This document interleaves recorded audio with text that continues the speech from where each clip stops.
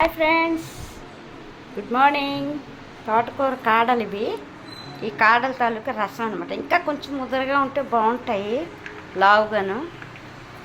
ఇగో ఇలాగా ఇంకా ఇంకొంచెం లావు ఉంటే బాగుంటాయి. కానీ లేత కాడలు కూడా కూర చాలా బాగుంటుంది. ములక్కాడలు సారీ తోటకూర కాడల రసం.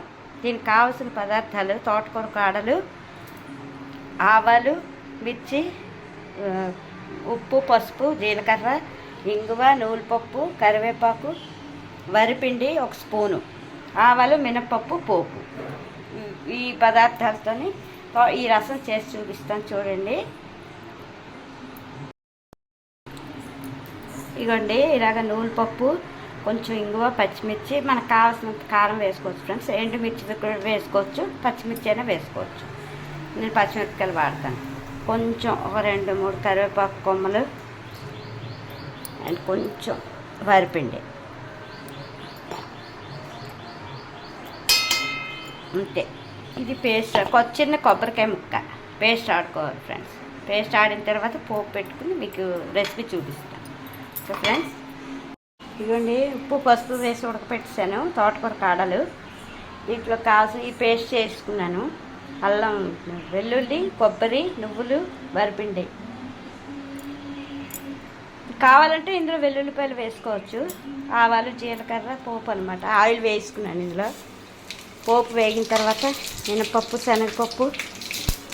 చాలా బాగుంటుంది ఫ్రెండ్స్. ఈ కర్రీ రైస్లోకి సూపర్ ఉంటుంది. తోటకూర కాడల రసం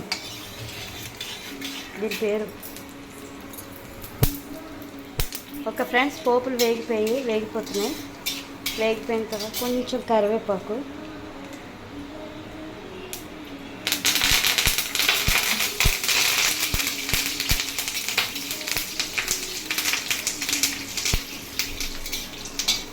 కొంచెం ఇంగువ,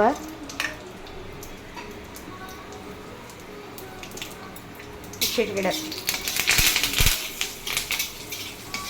పోపు వేగిపోయింది ఫ్రెండ్స్. ఇప్పుడు ఇందులో బాయిల్ చేసుకున్నాం కదా ఈ తోటకూర కాడలు వేసేస్తాం.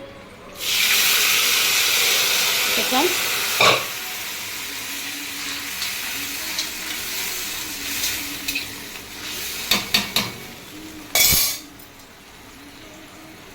కొంచెం ముదురుగా ఉంటే చాలా బాగుంటుంది ఫ్రెండ్స్ ఈ కర్రీ.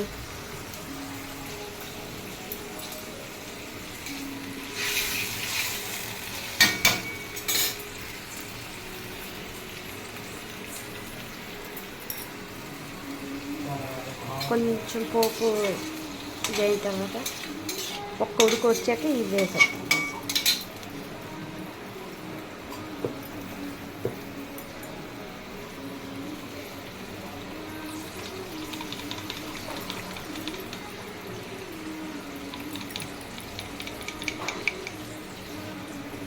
ఫ్రెండ్స్, నూనెపప్పు, కొబ్బరి అన్నీ ఆడుకున్నాం కదా.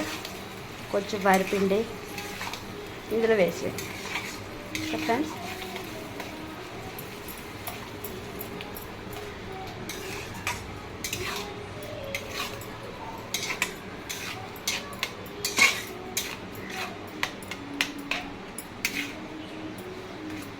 అంతే. ఒక ఉడుకు వచ్చాక ఇది ఆపేది. కర్రీ రెడీ ఫ్రెండ్స్, తోటకూర కాడల రసం. Okay friends, bye, thank you.